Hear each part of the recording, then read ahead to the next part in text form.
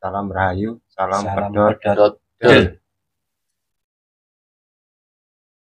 Lagi dengan kami di channel pedot_del. Mani dengan Mas Wisnu sekaligus pairing ya. Untuk tema malam hari ini mungkin kita diskusikan tentang sosial. Yang mana sosial itu yang selalu ada berhubungan antara individu dengan kelompok. Mungkin saya coba dari awal tentang sosial ini dalam individu. Ya, dalam individu itu dalam arti kita berhubungan dengan diri kita sendiri, yang mana sosial ini dibutuhkan untuk membangun jiwa kita. Satu mungkin contoh kita sebagai anak. Mungkin sebagai anak saya masih bertanya menjadi seorang anak. Mungkin kita ada mungkin kita selalu berkomunikasi dengan orang tua, harus mematuhi tentang pesan-pesan orang tua. Mungkin bisa ditambahkan dengan Mas Wisnu, dengan pengalaman Mas Wisnu pun tentang sosial media. Matur nuwun, waktunya pun Gus Grantong. Selamat malam untuk pemirsa. Dalam malam hari ini kita akan untuk membahas sedikit-sedikit pengetahuan saya soal sosial. Jadi kalau menurut pribadi saya sendiri, sosial itu kan istilahnya perbuatan atau perilaku yang selalu berhubungan dan bersinggungan dengan orang lain ataupun dalam hal kelompok atau dalam bermasyarakat di sekitar. Misalkan kalau saya ini kan tinggal di lingkungan perkampungan. Nah, dari situ kita bisa untuk menerapkan sosial itu seperti apa. Kalau selama ini sih kayak sebenarnya semua orang kan sudah menerapkan dalam sosial, perbuatan untuk sosial ke warga, untuk orang-orang sekitar. Itu pasti semua itu sudah pernah menjalani. Dan saya juga pernah, tapi di sini saya itu masih belum tahu jelas makna dari sosial itu seperti apa kan ngomong itu. Makanya mereka kan di pedot ini saya sambil belajar dan mencari informasi soal sosial itu seperti apa. Mantan enggak menurut kulo, karena kulo istilahnya belum benar-benar menguasai. Kalau salah satu contoh misalkan untuk berbuat sosial itu kan banyak. Misalnya kalau dalam lingkup di masyarakat itu kan soal kerja bakti, soal istilahnya iuran warga dan lain-lain itu kan bisa dikatakan sosial. Dan itu kan semua saya sendiri juga mengalami kayak perbuatan sosial itu melakukan. Tapi dalam hal ini saya ingin mungkin dari mungkin saya bisa bertanya-tanya ataupun ngobrol bareng di sini soal makna sosial itu sejatinya seperti apa. Kan nonton gitu. Oh mungkin Gus Ferry nopo Gus Grantong. Menawi Gus Grantong nopo Gus Ferry sing sampun semerap lebih jauh soal sosial. Digali sarang-sarang. Nggih. Digali sarang-sarang. Kalau menurut saya kan kita kupas dulu sebenarnya latar belakangnya tentang sosial ini terjadinya karena apa? Seperti apa latar belakangnya? asal usulnya kan sebenarnya. Kok kebanyakan kita itu disebut manusia itu adalah makhluk sosial kan konten Jadi dari beberapa faktor kita pelajari berarti kan tentang manusianya dulu. Seperti apa kok sehingga disebut sebagai makhluk sosial. Kita gali dari situ, nanti ditemukan latar belakang tentang sosial itu seperti apa, sehingga muncul nanti namanya sosial dengan definisi nanti macam-macam dari perspektif orang maupun kitanya sendiri yang di sini. Dan yang kedua, nanti kan akan muncul sebuah ilmu yang umumnya dikatakan sosiologi. Mulai menurut dengan kenapa harus manusia itu disebut makhluk sosial? Jadi kan ini tentang kan kembali butuh mungkin dan ada kebutuhan di sini. Kebutuhan apa? Sekiranya jenengan itu tangkap sehingga manusia ini butuh hubungan kembali lagi kan. Kalau sosial tadi kan dicuplik oleh panjenengan kan sebuah hubungan baik itu individu atau pribadi kepada individu yang lain atau individu ke kelompok atau kelompok ke kelompok. Mungkin menurut saya tentang sosial ini ya mungkin intinya untuk menyelaraskan. Kalau mungkin di keluarga saya mungkin ada komunikasi kecil sama anak-anak, sama istri juga itu selalu ingin sama-sama hubungan secara harmonis lah. Tapi kadangkala gitu kan yang dibutuhkan anak ke orang tuanya mungkin bertanya. Kalau orang bagi saya juga harus nanggepi kan diskusi sama anak juga betul-betul memang kalau menurut saya itu tentang sosial. Diskusi dengan anak, dengan orang istri, gimana si istri itu menanyakan sesuatu hal atau istilahnya berkomunikasi dengan baik lah maksudnya kan punya ada akhlak-akhlak di situ yang kita terapkan keluarga ya nanti adanya keharmonisan di situ. Mungkin menurut saya seperti itu. Maksudnya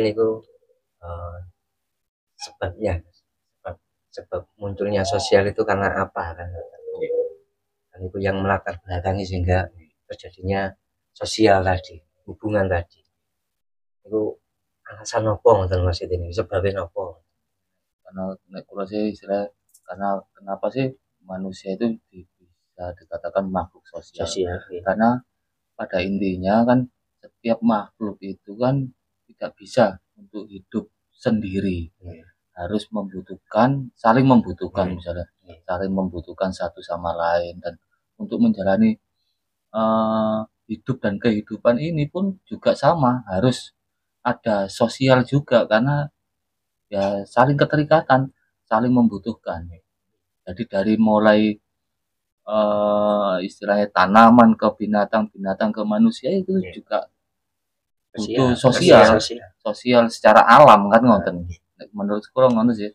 Jadi memang harus benar-benar saling membutuhkan. Dari awalnya sih dari saling membutuhkan itu sih Gus. Makanya disebut sosial saling. Tidak meninggalkan kata saling. Dan yang kedua memang kebutuhan karena kebutuhan ini meliputi hidup dan kehidupan. Terus kan kita sudah mulai karenanya sudah menemukan pada dasarnya atau latar belakangnya ini kita itu ada kata saling dan membutuhkan. Saling membutuhkan juga. Dan nanti ada beberapa faktor agar terjadi sosial ini seperti apa. Kita kupas lagi nanti biar lebih jelas tentang apa sih sebenarnya sosial itu kan. Kalau dasarnya intinya seperti itu. Berarti ada yang namanya keterikatan. Jadi kalau kita bilang keterikatan itu tidak akan bisa berdiri sendiri. Harus ditopang satu sama lain. Karena saling dan membutuhkan ini tidak bisa terpisah. Menjadi satu paket. Itu yang membuat melatar belakangi atau sebabnya munculnya sosial ini tadi. Untuk terjalinnya sosial ini Nah, menurut panjenengan seperti apa? Harusnya faktor apa aja? Jadi kalau untuk dari faktornya sih memang banyak macamnya sih Gus. Istilahnya kan kalau dari faktor berarti kan ranahnya kan ke contohnya ini gitu. Gimana apa makin contoh nanti kita simpulkan kembali di situ kan ada gini, sebenarnya orang itu kalau sudah memberi contoh sebenarnya paham, cuma untuk mengemas kalimatnya yang agak susah kan. Nanti kita gitu. bahas dulu, nggak apa-apa, contoh, kita berikan contoh, nanti kita simpulkan seperti apa untuk masalah kalimat yang akan kita sampaikan kepada pemirsa. Jadi kalau menurut saya sendiri salah satu contoh ya istilahnya kalau di lingkungan perkampungan, misalkan kita tinggal di salah satu kampung, di situ pasti ada namanya untuk kegiatan sosial yang intinya sebenarnya kan untuk mempersatukan warga, kerukunan warga. Makanya ada RT, ada RW, dan ada ormas-ormas itu kan sebenarnya untuk mempersatukan wadahnya itu untuk sosial kan ngonten. Kalau saya ambil dari jenengan berarti kan salah satu faktornya adalah tentang kerukunan kan gitu. Tentang kerukunan. Kan? Ini menurut saya nggih sami mawon, maksudnya kita di hidup di kampung kan, mungkin saya juga di kampung ada kegiatan apa kita harus selalu bergotong royong. Dan mungkin satu itu bahkan kadang ada kerja bakti mungkin di kampung. Kerja bakti itu kan di kampung ya mungkin kalau mungkin tidak bisa hadir semuanya kan, mungkin di situ ada tentang kalau nggak hadir katanya kamu memberi apa misalnya untuk konsumsinya. Kan dari tenaganya nggak bisa mungkin ini kan pasti ranahnya kan pasti kerukunan gitu. Mungkin kan dari hal lain juga kan bisa soal istilahnya dalam hal sosial, misalkan dalam empati, rasa iba atau dan lain ke sesama tetangga, misalkan menjenguk tetangga yang sakit itu kan termasuk sosial juga. Nah itu berarti dalam rangka yang ranah yang beda nih sih. Cuman wadahnya itu tetap sosial. Kembali ke jenengan nggih. Kan tadi jenengan mengatakan kerja bakti dan gotong royong tadi.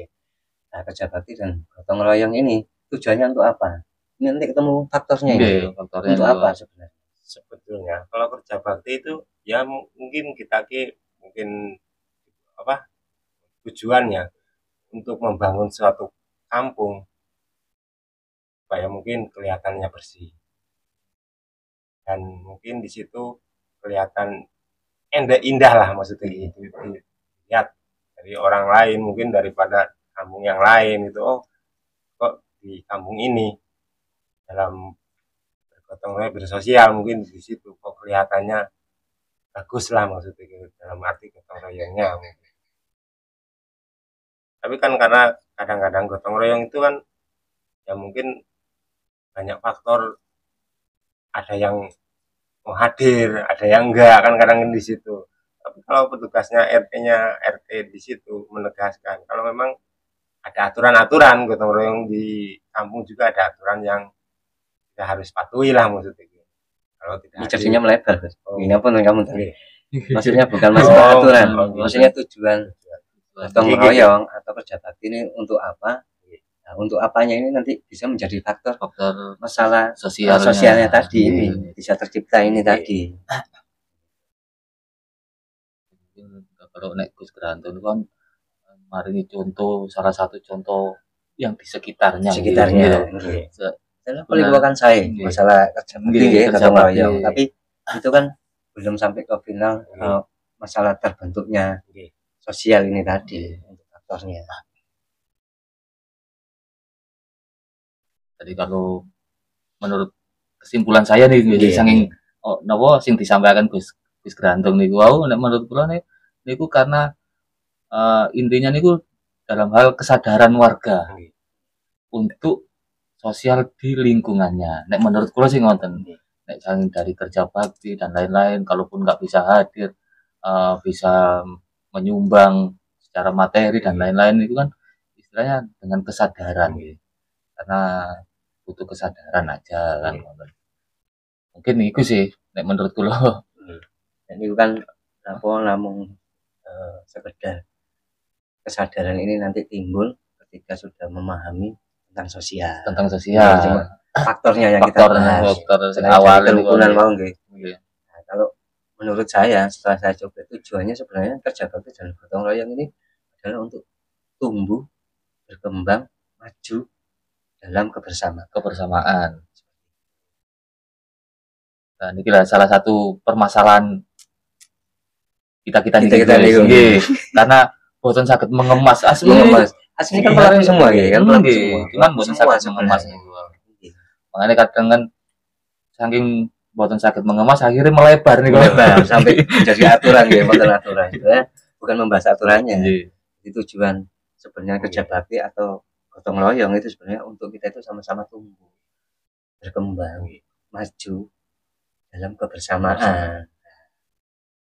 Jadi selain kerukunan juga ada yang namanya tumbuh berkembang bersama-sama di dalam hidup kan kehidupan tetap balik seperti itu.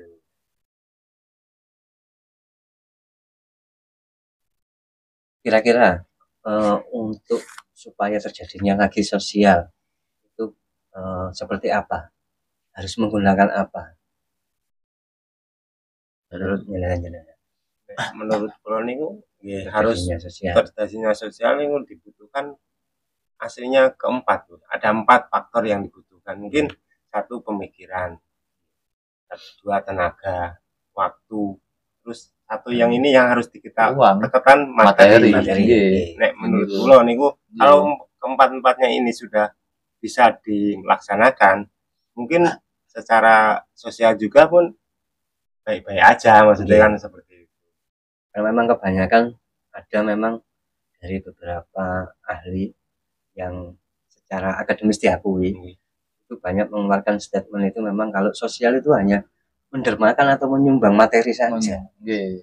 Padahal di luar itu kan banyak sebenarnya, makanya kita bahas biar menambah perspektif para pemirsa yang ada di channel kita ini. Sebenarnya itu tadi meliputi 4 sebenarnya. Pikiran, tenaga, materi, waktu. Kalau hanya sekedar materi ini malah sebenarnya untuk poin terakhir kalau bagi saya sebenarnya terakhir. Karena untuk mewujudkan ketiganya ini nanti finalnya ada di materi. Sebagai perwujudan endingnya perwujudan untuk merealisasikan yang namanya sosial harus ada materi.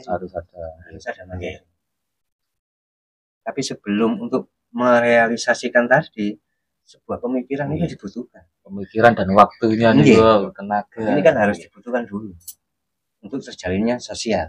Entah itu di hidup kita sendiri, sebenarnya hidup kita sendiri ini sosial loh. Kita berikan perspektif yang beda nih. Sebenarnya ada sosial di dalam kehidupan kita sendiri. Karena saling ada yang masuk, ada yang keluar setiap harinya nih. Kan ada hubungan lagi di dalam eksternal dan internal kita, baik di dalam raga kita maupun di dalam jiwa kita. Ini ada hubungan, ada yang namanya sosial. Kalau ajaran Jawa mengatakan memayu hayuning pribadi. Nah, ajaran Jawa ada sebenarnya tentang sosial ini ada sebenarnya. Nanti suatu saat kita kupas lebih dalam seperti apa tentang ajaran Jawa tentang sosial yang mengatakan bahwa memayu hayuning pribadi. Ya kita coba bahwasanya kalau pribadi kan sebenarnya sudah membelajarkan atau memberi pelajaran tentang hidup sosial. Yang kedua lagi nambah berarti yang seperti dikatakan Gus Galo, kita minimal kan sudah jadi anak, peran anak. Sosial kita seperti apa? Kan gitu. Jangan coba tadi ya. Asik sebenarnya sosial itu karena dasar sebenarnya sebelum kita melangkah ilmu kemana-mana harus sosial kita paham. Dan ketika diterapkan rutin karena apa? Setinggi apapun ilmu kita, baik ilmu spiritual, religius, agama dan sebagainya, ilmu apapun yang kita dapatkan tanpa ada sosial itu tidak akan ada manfaatnya. Percuma. Karena nanti biasanya istilahnya akhirnya ketemunya untuk egoisnya sendiri aja gitu. Karena sebenarnya inti kalau saya lihat dari berbagai macam ilmu, intinya itu harus bisa orang lain itu bisa merasakan manfaatnya. Nah, sosial lah intinya. Makanya sebelum kita merana ke ilmu yang lain, pembahasan ini sangat benar-benar harus kita bahas dulu. Walaupun sekecil apapun kita harus paham tentang sosial dulu. Nah, di malam hari ini kita coba mengupas sampai seberapa. Kalau memang nanti durasinya sekiranya tidak nyampe atau tidak sampai tuntas, kita lanjutkan kepada episode yang lain atau tayangan berikutnya. Tapi penting jelas rumian kan kita bahas dasarnya. Kembali lagi mungkin dalam sosial konteks yang pribadi, dalam cuplikan tadi saya ambil bahwasanya ajaran Jawa pun mengajarkan, yaitu memayu hayuning pribadi untuk wujud nanti sosial kepada diri sendiri. Kalau yang kedua, nanti kita merana ke keluarga, keluarga minimal kita itu pasti pernah menjadi anak. Seperti apa? Kalau masalah di keluarga, contoh atau penjabarannya seperti apa, monggo. Kalau di keluarga mungkin saya sebagai bapak sebagai bapak, kita mungkin ya mengasih untuk kebutuhan keluarga. Ini kan maringi maem sing anu bangsaning niku apa jajan sing barangkali teng anak niku mungkin tentang sosial teng keluarga dari pola materi kalau mungkin secara dari pemikirannya kita harus bisa memahami tentang si anak tadi, apa yang dipermasalahkan anak, terus kita tanya, terus kita kasih saran dengan yang baik. Mungkin saran-saran itu harus dipakai ke anak saya untuk bisa dia berpikir seperti apa. Itu mungkin secara tidak langsung dengan obrolan-obrolan seperti ini. Mungkin kalau di sini seperti ini, tapi di keluarga mungkin untuk pengarahan kepada anak supaya dia berperilaku baik, mungkin kan seperti itu. Sosial secara pemikiran. Secara tenaga kita ya bantu kalau di keluarga lah. Mungkin kita ini sebagai bapak juga harus mencontohkan. Kalau kita mungkin ada yang menyapu, membersihkan tempat tinggal itu kan secara itu tenaga mungkin yang hal-hal yang kecil ya, mungkin hal-hal yang bisa kita lakukan. Harus kalau waktunya mungkin sesibuk apapun kita harus luangkan dengan waktu-waktu yang kita adalah maksudnya kan komunikasi ya tentang masalah yang hal tadi kecil itu kayak kerjaan rumah tangga lah, maksudnya bisa kita ambil. Kalau mungkin seorang istri kasih sibuk lah mungkin seperti ini. Menurut kita sih istilahnya cuman kemauan sih, terus dalam sosial dalam keluarga nih, dari mulai soal anak, orang tua dan suami gitu. Jadi istilahnya nggak boleh dipisahkan antara berbakti, kewajiban dan tanggung jawab. Ini kemauan sih, harus saling di situ, harus ada kata saling. Jadi terus balik lagi, kalau sudah ada kata saling, kita itu harus tahu kondisi waktu sama anak seperti apa, waktu sama orang tua seperti apa, waktu sama istri seperti apa. Itu mau sih kalau nanti kan terjadi keterkaitan karena bukan saged dipisahkan ya sebabnya. Jadi nanti kembali yang di awal tadi nanti akan munculnya sebuah kesadaran. Oh, terus nek pun dilampaui, dilakukan, dijalankan, nanti itu pasti akan muncul kesadaran. Maka kesadaran itu akan muncul ketika kita itu ada reaksi ini wow, yang kedua ada interaksi, dan itu yang penting kalau semarapi ini wow. Sebenarnya pengemasannya ini yang saya katakan salah satu yang paling mendasar untuk terjadinya sosial adalah interaksi ini wow. Interaksi yang paling dasar, saya katakan komunikasi. Komunikasi ini interaksi paling dasar ya. Minimal. Ini adalah singkat nonton duit lah. Nah, mau nggak mau harus dipaksakan. Sosial tentang interaksi ini ke semua, baik itu pribadi kita ke pribadi yang lain atau pribadi kita kepada kelompok atau lebih dari satu pribadi, itu harus ada yang namanya komunikasi. Ini bentuk sosial. Kalau satu dengan banyak orang, itu bisa contoh kalau kita di lingkungan masyarakat mungkin ketika kita rapat, ketika kita rapat, kita mengeluarkan ide, itu kan kita pribadi, tetapi kepada banyak orang. Itu interaksi komunikasi dengan pengorbanan yang namanya ataupun dermakan memberikan pikiran itu kepada banyak orang. Jadi contoh terus misalkan kita dalam merapat komunikasi nih Gus, istilahnya kita mengeluarkan ide, bukan sekedar cuman ide aja nih Gus. Harus nantinya kalau sudah mau mengeluarkan ide harus minimal ada tindakan. Ya, ketiganya tadi yang sebelumnya tadi dan tindakan, tenaga, serta materi. Ini harus bisa kita mumpuni walaupun secara minimal itu harus ada. Harus wonten itu. Kenapa? Karena bentuk pertanggung jawab. Ide itu bukan asal loh. Kembali lagi katanya kalau usul itu nggak boleh asal. Kebanyakan kan nonton usul gini, usul gini. Belum tahu namanya sosial dan ilmu sosial itu. Ini buatan angker jeplak. Karena yang namanya ilmu itu seperti itu.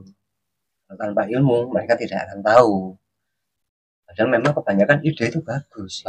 Tapi apakah ide ini yang kita keluarkan ini kita bisa bertanggung jawabkan apa enggak? Nah, seperti itu. Nah, pertanggung jawab itu harus kita ukur dengan kemampuan kita, dengan potensi kita, dengan skill kita, dengan materi kita.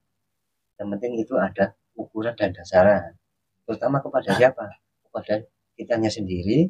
Terus yang kedua, kita tempatkan kepada kepada forum atau masyarakat yang ada di sekeliling kita.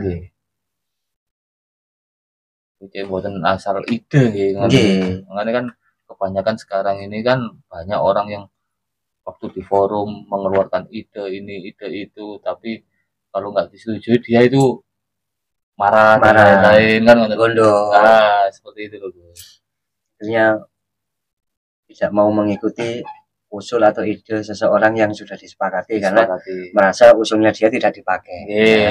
Kita kurang kesadaran, kurang berbesar hati, jiwanya kurang legowo, kembali mentalitas itu. Kembali jiwanya dikatakan mental tempe nih hanya kan itu kalau usul boleh, tapi kalau asal usul jangan. Masih asal usul itu kita asal aja usulnya, tapi nggak ada kelanjutan untuk bertanggung jawabannya.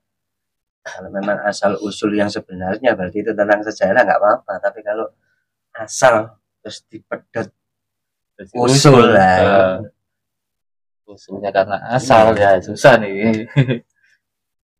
Tapi kadang-kadang bentuk sosial kan kalau ninggalikan sana ini maksudnya banyak orang yang dianggap sosial itu cuman materinya kebanyakan ulun itu miriset sana ini kan pada yang dinamakan sosial ya harus punya empat-empatnya itu tadi.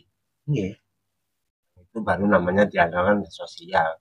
Kalau namun satu lah semua orang juga mungkin kalau dipaksa bisa lah tentang materi lah mungkin bisa. Itu nominalnya berapa bisa Rp1.000 pun itu sebenarnya sudah materi. Tapi kalau memang kalau waktu tenaga pemikiran ini yang saya itu malah sulit nih. Memang malah sulit nih. Kadang-kadang kita kerepotan di dalam maksudnya kesehariannya juga kan gitu. Dia ini yuk kerepotan juga, tapi kan kita harus jiwanya sudah di situ. Ya mungkin serepot apapun kita luangkan waktu di situ. Mungkin itu bisa jalan dengan. Makanya kalau saya sendiri sih di lingkungan tempat saya tinggal itu istilahnya untuk bersosialisasi itu kalau saya belum bisa ngasih materi untuk istilahnya kegiatan sosialnya, saya itu berusaha untuk meluangkan waktu dan tenaga saya. Yang Minimal penting ya untuk sedikit. kepentingan orang banyak kan, Orang teman-teman. banyak. Bukan untuk perorangan gitu sih. Nek perorangan ya males ku loh.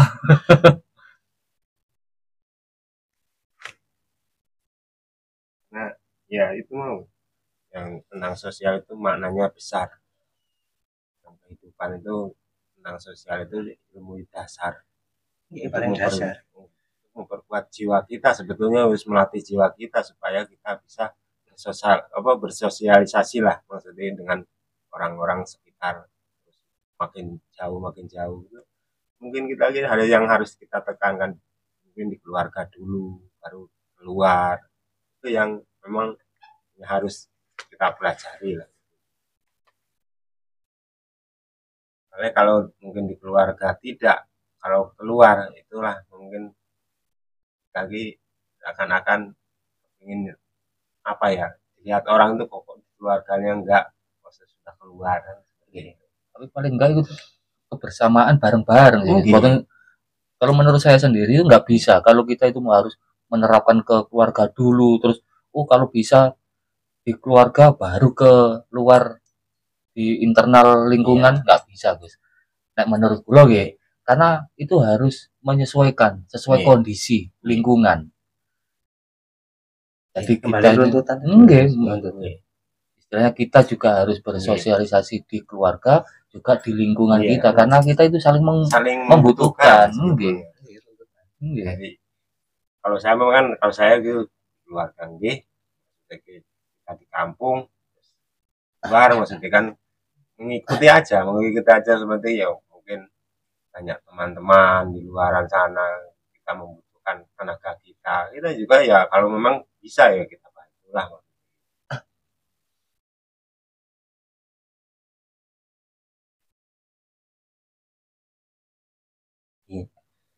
Kalau seandainya kita tidak bersosial di keluarga tapi sering sosial di luar keluarga, dalam arti masyarakat, itu kan kira-kira kan bisa menopang masalah sosial di keluarga kita sebenarnya. Pasti gitu, karena dasarnya kan keluarga ya. Pasti gitu. Kita bersosial di lingkungan masyarakat, berarti kita itu sudah bisa sebenarnya, dan itu sudah dilakukan waktu di keluarga otomatis. Tapi kalau hanya di keluarga belum tentu di sosial, di luar ya, di bisa masyarakatnya. Karena dianggapnya ini nggak ada istilahnya orang yang nggak sosial sama sekali ini kan karena terlalu individu dianggap orang kan terlalu tidak ada yang interaksi sama warga yang bermanfaat atau yang berguna bagi saya pribadi atau secara keluarga kecil saya.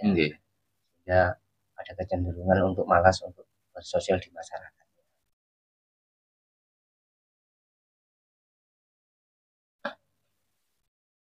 Dan sekarang ini kan istilahnya, makanya kan bisa katakan kan, kalau di lingkungan RT, RW, kelurahan itu kan banyak instansi-instansi yang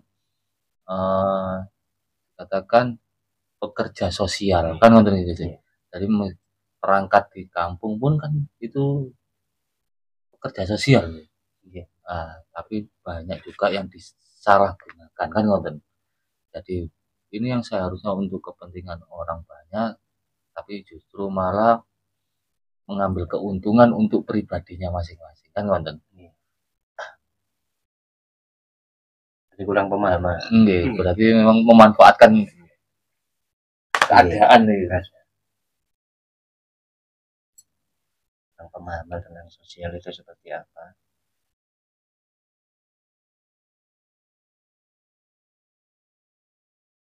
Monggo.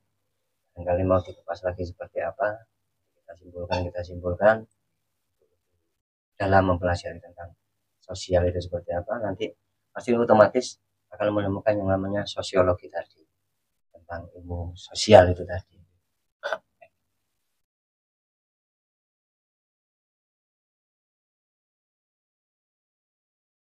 Ya Pak, monggo.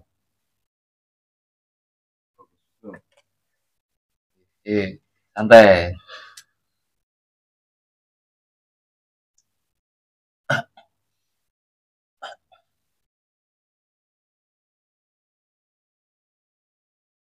Kan gini Gus, eh, belum lama ini kan saya pernah juga istilahnya sebagai orang pekerja sosial di lingkungan tempat saya tinggal. Nah, tapi kenapa sih semakin kita memiliki jiwa sosial, semakin kita menerapkan sosial kita ke lingkungan, justru malah sakit hati yang kita dapat. Istilahnya justru malah kekecewaan. Bukan kita itu malah berhasil di situ, malah justru banyak ya kecewa istilahnya. Makanya istilahnya ya kalau memang seperti ini mau nggak mau kan harus dilepas dulu ini. Nah, itu kenapa timbulnya karena apa ini? Oh,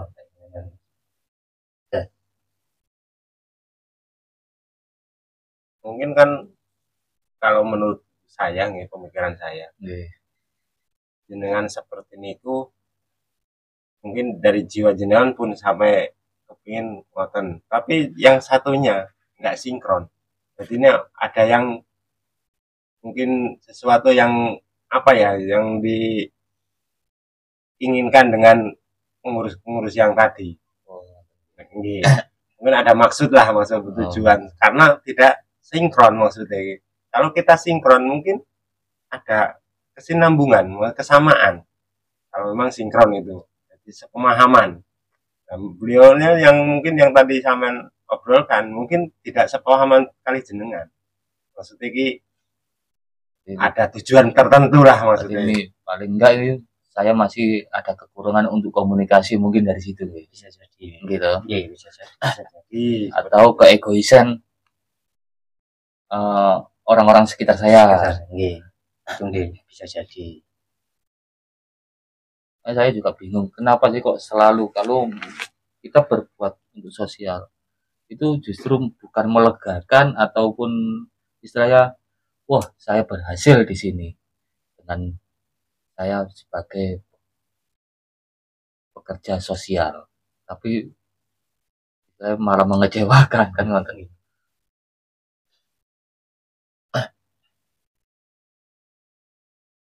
Nah, kalau ditarik nih guys, di teori Maslow yang pernah dibahas itu adalah manusia itu juga membutuhkan yang namanya penghargaan diri.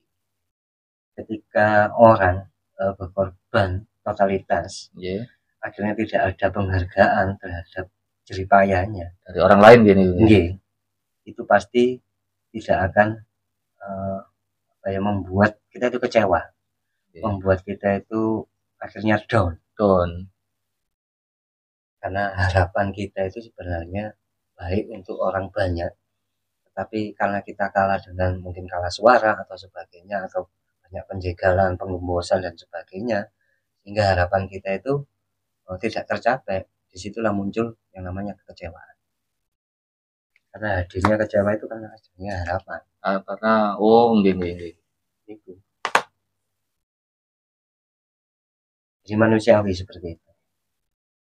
Yang kedua, karena kadang kita tidak memiliki kepentingan secara materi atau tidak punya kepentingan secara penghargaan pribadi yang di luar itu sebenarnya enggak. Cuma penghargaan ini kan sebenarnya kan sebagai menghormati jeripaya kita, pengorbanan yang bisa dirasakan nih sebenarnya kan ngomong pengorbanan berarti kita bisa ambil tentang masalah sosial. Yang namanya sosial itu harusnya ada yang namanya pengorbanan. Bahasa Jawa ini ku sacrifice. Ada namanya pengorbanan di situ. Kembali lagi minimal kan 4 tadi. Nah, itu kalau kita totalitas, itu harapan kita kan pasti ada. Yang namanya kita pengorbanan itu kan pasti ada harapan. Ketika harapan itu tidak tercapai karena penjagalan atau ketidaksepakatan sekeliling kita, sehingga membawa kekecewaan.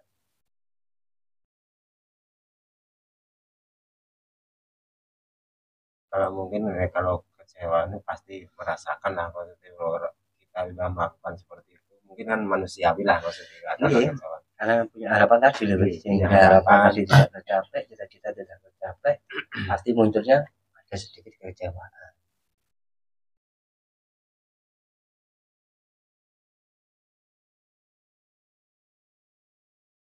Nah, banyak kepentingan yang lain, banyak kepentingan itu gitu. Iya pasti, semakin banyak otak itu semakin banyak pemikiran. Di pembelajaran yang ada di situ itu yang perlu kita ambil, karena itu langsung kita itu terjun praktek tentang sosial itu di situ. Jadi dengan kekecewaan itu berarti kita itu harus mengambil hikmahnya juga gitu. Mengambil hikmahnya, harus menyikapinya seperti apa. Kan nonton gitu. Jadi biar nggak timbul istilahnya kayak rasa sakit hati, malahan cukup kecewa aja, bukan sakit hati yang nantinya kebawa malah. Akhirnya menjadi mentalitas lagi. Nah, mentalitas malam down mentalnya malahan. Akhirnya kita malah tidak mau bersosial. Akhirnya dengan seperti kejadian seperti itu, akhirnya saya juga harus memutuskan saya harus tetap bersosial di lingkungan saya dengan kemampuan yang saya miliki, gitu aja sih. Akhirnya bukan karena istilahnya di lingkup yang besar, di lingkup yang kecil itu pun nggak ada masalah. Yang penting saya harus tetap bisa bermanfaat buat orang-orang sekitar. Kan nonton.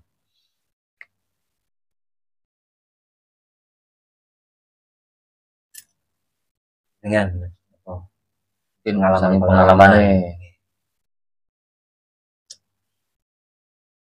Soalnya wow, saya juga tahu merasakan seperti ketika saya membantu orang ya teman ya, malah dia akan mana lah, maksudnya nggak pernah saya bantu apa-apa bercerita, padahal kita benar-benar tulus membantu, tapi dia ke saya maksudnya nggak ada respon sama sekali. Lo ini lapang dada, maksudnya saat itu kecewa. Iya, saat itu kecewa, tapi kekecewaan itu ya sudahlah, biar itu gede hati lah, hasilnya gede hati lo, maksudnya ya sudahlah, maksudnya kita sudah bisa membantu dengan apa yang kita berikan,